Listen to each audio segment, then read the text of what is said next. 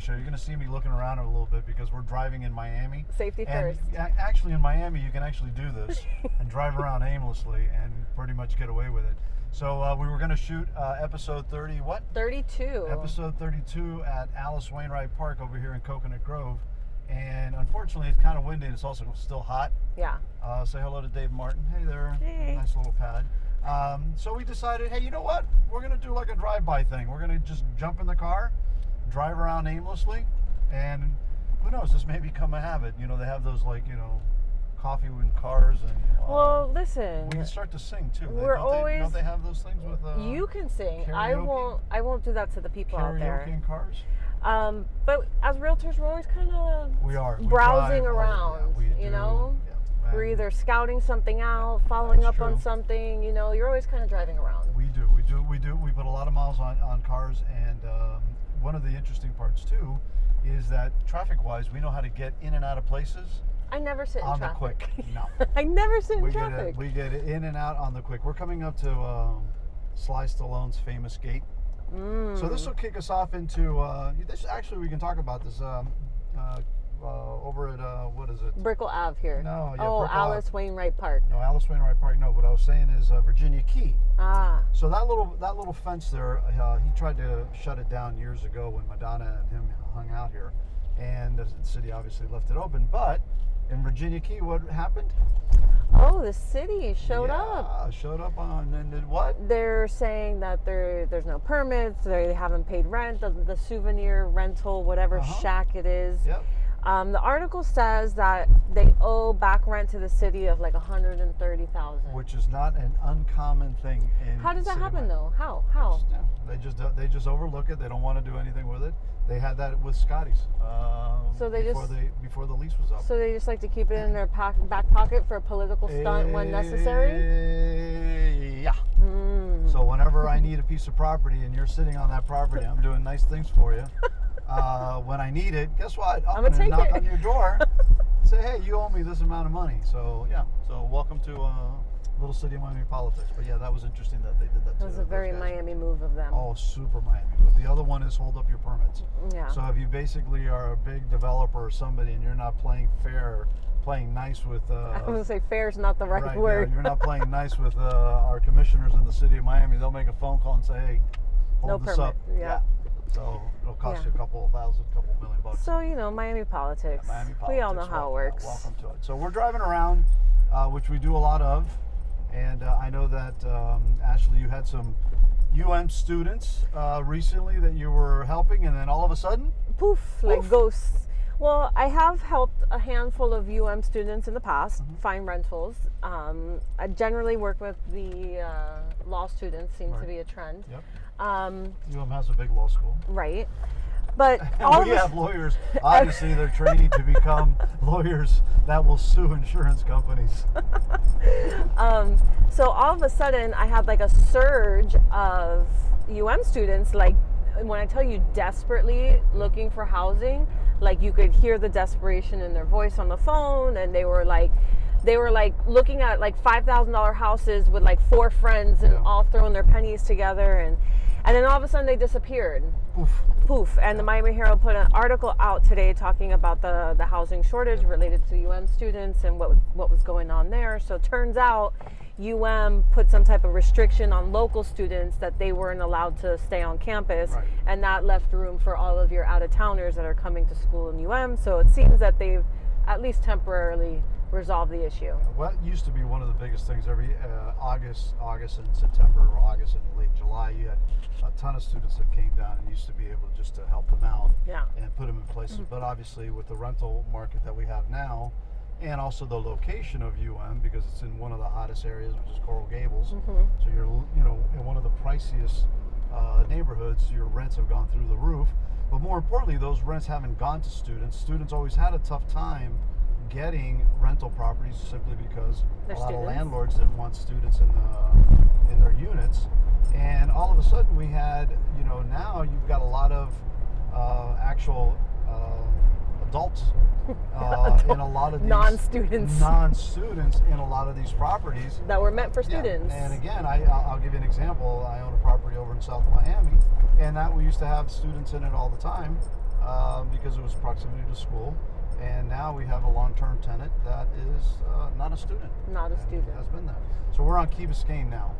Yeah, and if you don't know, Hav drives a bright orange Jeep. Exactly. So the suspension isn't right. isn't the luxury. What suspension? Yeah. Well, it's better than the yellow Jeep. That one's even worse. That's the signature Jeep. That is the signature Jeep. Yeah. We're gonna trade this one in for a Buzz. What is it? The VW Buzz? That's what it's called, right? The van. So we're kind of reliving our boomer years, even though I'm like towards the tail end of the boomer generation. But we're gonna go for it. Look, they closed this down also. Yes, they closed down the loop around under the Key Biscayne Bridge, under the Rickenbacker. Is that the Rickenbacker? No. This is it? Yeah, this is Rickenbacker. Yeah, under the bridge, under the Rickenbacker, because of the last cyclist accident. Now it's the William Powell. The Rickenbacker was the old little one on the bottom. Oh. So now it's the William Powell Bridge, and I remember as a kid there used to be a drawbridge here, and on Sundays when you went out to the beach, when that drawbridge was going up and down, traffic would back up into the quay forever. So, all right, what else? We got students that are, at least they've worked it out. We found a little tidbit that the housing runs anywhere between $9,000 to $24,000, which honestly isn't bad. Right. It's the cheapest thing to live in the Gables. So I think maybe I'm going to go back to school, and probably be cheaper to pay the tuition and live on campus, hang out in the Gables. You know, it's tough, and it happens to a lot of the other big schools that are in metropolitan areas that have exploded. So, and we know that that's something that's going to happen, and it's going to lead into.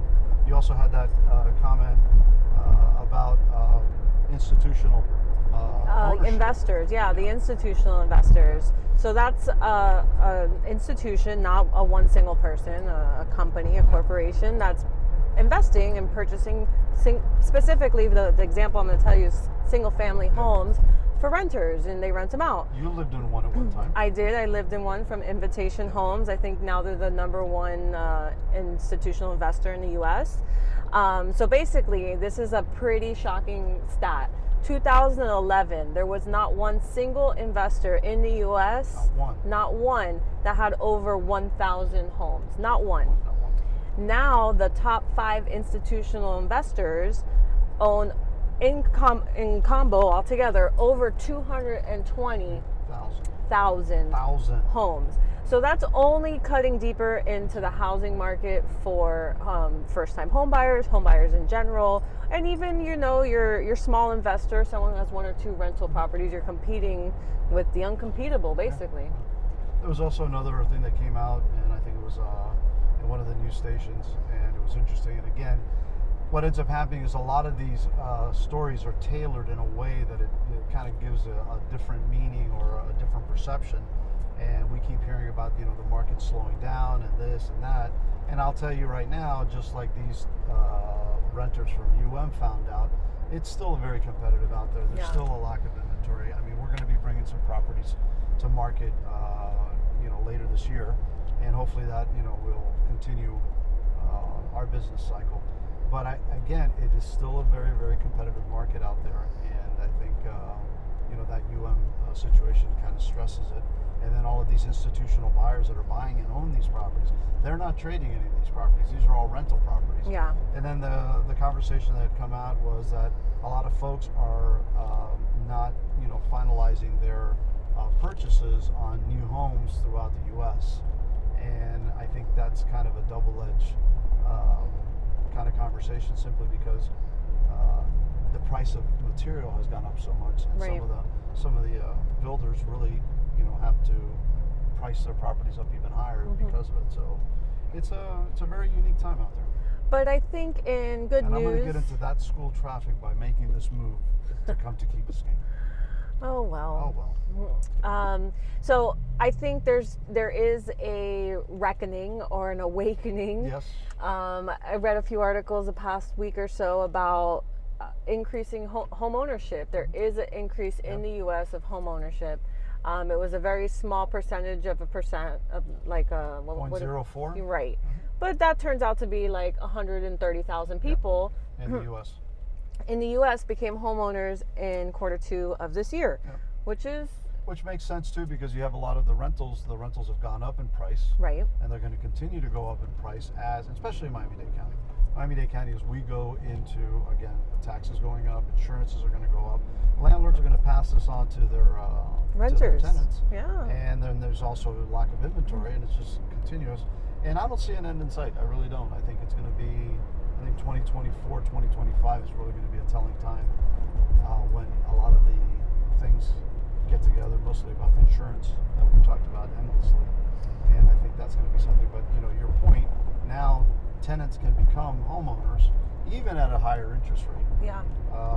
And we had a client ask us a question about what does 1 percentage point add to a mortgage rate. And what was for the answer? a $500,000 house, about $300 to $400. $300 to $400 a month. A month. But and that's our average price point here in Miami-Dade. Yeah, the 500. 550, Yeah. 550. So you want to secure.